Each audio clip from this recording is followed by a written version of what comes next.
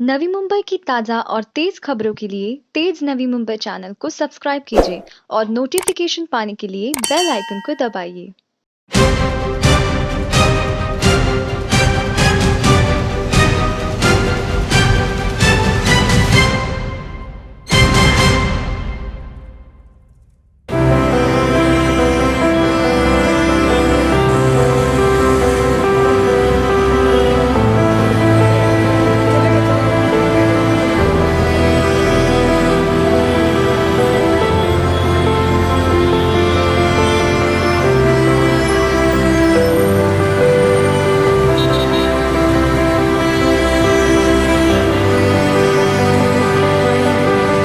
उत्तर प्रदेश के हाथरस में हुए रूह को झंझोर देने वाली घटना के बाद पूरा देश रोषित है। दलित लड़की के साथ किया गया यह दुष्कर्म आज एक बार फिर से देश के महिला के सुरक्षा के ऊपर लोगों को सोचने पर मजबूर कर रहा है। इस घटना के खिलाफ पूरे देश में काफी आक्रोश नजर आ रहा है। जगह जगह प्रदर्शन किए जा रहे हैं और दोषियों को फांसी देने की मांग की जा रही है। साथ ही साथ यह घटना यूपी में कानून व्यवस्था और महिला सुरक्षा और दलितों के ऊपर होने वाले अत्याचारों को लेकर सरकार पर गंभीर सवाल खड़े कर रही है। इन्हीं मुद्दों को लेकर आज वाशी के शिवाजी चौक में यूथ कांग्रेस द्वारा कैंडल मार्च निकाला गया। इस कैंडल मार्च में महिला सुरक्षा से लेकर दलितों पर हो रहे अत्याचार पर मोदी और योगी सरकार के खिलाफ प्रदर्शन किया गया। इस कैंडल मार्च में निजाम अली शेख, नीला लिमये प्रवक्ता महाराष्ट्र प्रदेश महिला कांग्रेस, सिंधिया घोड़के सरचिटणीस नवी मुंबई जिल्हा कांग्रेस, महेश भनगे, सूरज देसाई, तुकाराम कदम, सोमनाथ बर्वे, पूजा धोत्रे माजी अध्यक्ष नवी मुंबई महिला कांग्रेस, शशिकला सिंह उपाध्यक्ष पनवेल कांग्रेस, आफरीदी शेख, अनीस रहमानी, रोशन थॉमस, आरती कुमावत, मोहिनी, तस्लीमा सैयद, स्टीफन घोड़के, सुरेंद्र घोड़के, आबिद मंसूरी, नवाज सैयद, इरफान खान, सोहेल शेख, हाशिम शेख व अन्य नवी मुंबई जिला युवक कांग्रेस के कार्यकर्ते उपस्थित थे। बहुत ही शर्मिंदगी की बात है, आज पूरा देश शर्मिंदा है। ऐसी अप्रिय घटनाएं उत्तर प्रदेश में लगातार होती रही और पूरे देश में होती रही है और उत्तर प्रदेश ने तो पूरा रिकॉर्ड ही तोड़ डाला। वहाँ का प्रशासन, वहाँ की सरकार हर तरह से फेल हो गई है। एक किसान की बेटी, एक दलित की बेटी अपने घर से बाहर नहीं जा सकती, अपने कामों को नहीं जा सकती। पूरी तरह से वहाँ पे जंगल राज है। वहाँ के गुंडे बेखौफ कानून तोड़ रहे और वहां का प्रशासन पूरी तरह से फेल है, उल्टा उन गुंडों का साथ दे रही है। हमारी बहन बेटियां बिल्कुल से सुरक्षित नहीं है। हाथरस की घटना, उसके बाद बलरामपुर की घटना, उसके बाद भदोही की घटना, लगातार वहां पे रेप और मर्डर की घटनाएं हो रही हैं। ये बेटी के साथ मर्डर हुआ, उसके साथ रेप हुआ, उसकी रीढ़ की हड्डी तोड़ दी गई, उसका जबान काट दिया गया, लेकिन वहां की पुलिस इस केस को फाइल ही नहीं कर रही थी। आखिर किसके दबाव में, किसका ऊपर से दबाव है उनको, किसका इशारा है कि हम गरीबों का मदद नहीं करेंगे, हम गरीबों का केस फाइल नहीं करेंगे? ये सरकार क्या कहना चाह रही है, क्या दर्शाना चाह रही है? उसके बाद उस बच्ची का इलाज चलता है और बाद में दम तोड़ देती है। यूपी पुलिस इतनी घटिया तरीके से उनके परिवार को घर में बंदी बना के और रात को, जो कि एक हिंदू धर्म के हिसाब से रात को मुखाग्नि नहीं होती है, फिर भी वहां की पुलिस ने आधी रात को उसके घर वालों को बंद करके कमरे में और जबरदस्ती उसकी लाश को ऐसे ही कूड़े के जैसे जला दिया। क्या हो रहा है वहां पे? बिल्कुल से गुंडाराज। मीडिया कर्मी वहां पे जा रहे हैं, पूछ रहे हैं, उनके सवाल का कोई जवाब नहीं देने को तैयार है। जिस वक्त उसके शरीर को जला रहे थे पुलिस वाले, वहां पे मीडिया बार बार पूछ रही आखिर आपने किसके आदेश पे ये किया, कैसे कर रहे हैं आप?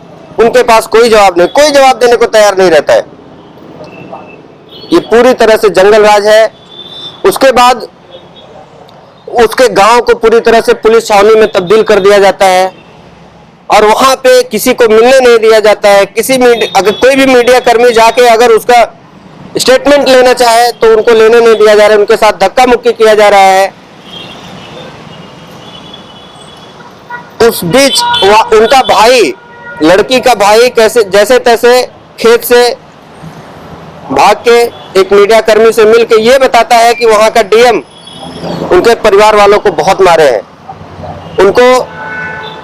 उनके ऊपर दबाव बना रहे हैं कि कोई भी स्टेटमेंट आप लोग बाहर मत दो। हमारी पार्टी हमेशा से असहायों के साथ, गरीबों के साथ, मजबूर लोगों के साथ, पीड़ितों के साथ रही है और रहेगी। राहुल जी, प्रियंका जी वहां पे उनका हाल जानने के लिए, उनसे बात करने के लिए जा रहे हैं इतने दिनों से, बट उत्तर प्रदेश पुलिस उनके साथ हाथापाई की, उनके ऊपर लाठीचार्ज की, उनका कॉलर पकड़ के गिराया। ये कौन सा जंगल राज है? उनको किसी की नहीं पड़ी है। आखिर विपक्ष का काम क्या है? एक अच्छी पार्टी का काम क्या है कि हम किसी भी गलत का विरोध करेंगे। वहां की सरकार हर आवाज को दबाने में लगी है, बिल्कुल से तानाशाही कर रही है, लोकतंत्र को बिल्कुल जीरो कर दिया है। ये हम नहीं होने देंगे, चाहे हमारे ऊपर लाठीचार्ज करो, चाहे हमारा गला काटो, चाहे कुछ भी करो। हम पूरी तरह से असहायों के साथ में खड़े रहेंगे, कदम से कदम मिला के चलेंगे। हमारा पैर काट दीजिए वो चलेगा, लेकिन हम पीछे नहीं हटेंगे और हम उनको न्याय दिला के रहेंगे। देखिए, ये कैंडल मार्च हम उनके श्रद्धांजलि के लिए अर्पित करते हैं और हमारी उसके बाद भी जो 2-3 केसेस हुए, हमारी बहन बेटियों के बलात्कार और मर्डर हुए हैं, हम उन सभी को ये श्रद्धांजलि अर्पित करते हैं। और इसके साथ हम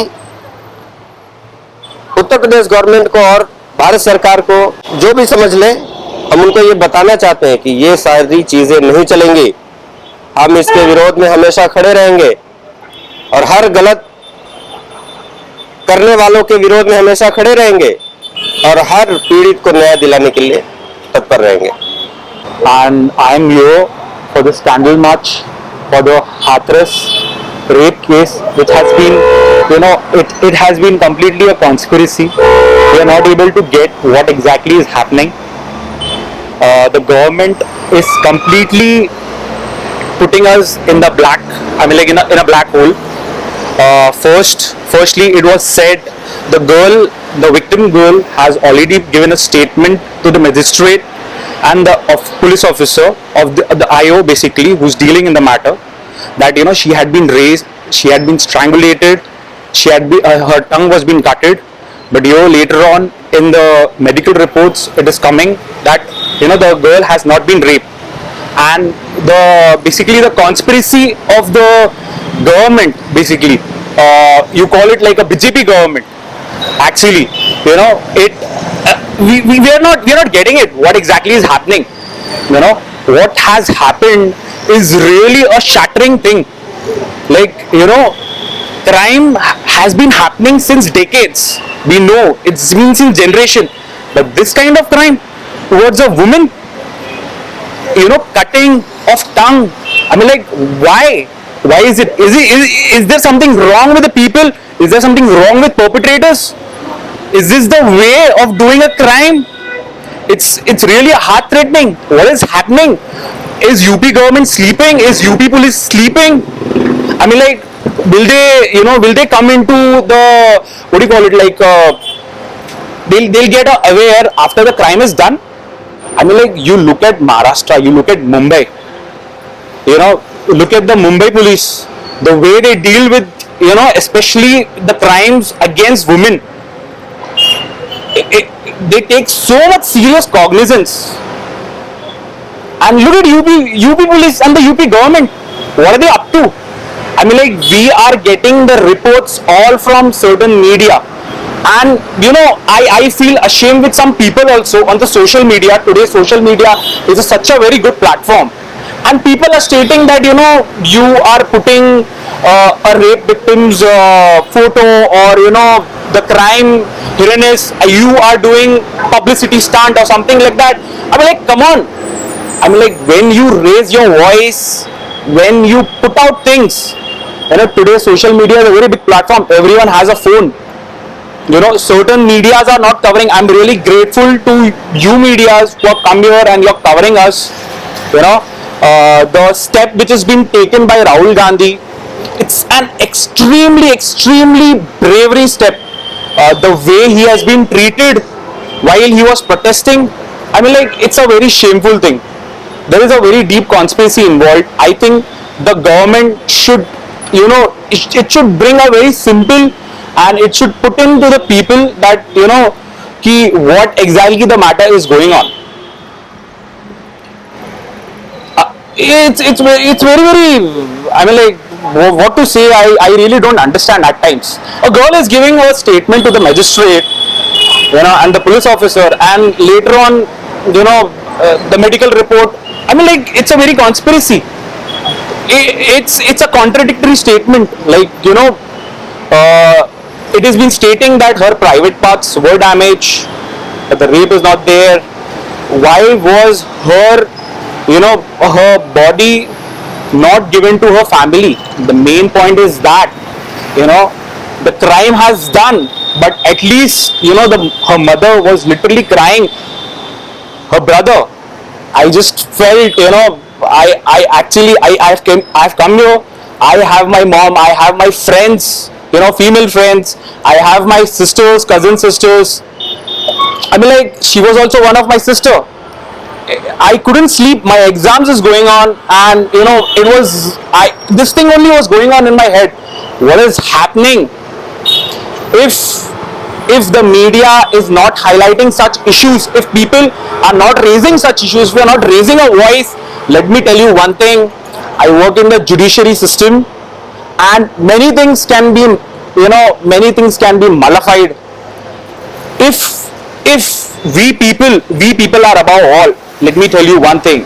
We are जो समाज हम कहते हैं ना, we are above all. If we raise our voice, there is automatically a pressure on the government. They will take some serious cognizance. I think everyone should come up, everyone should stand. Let it be any state, let it be any part, any district.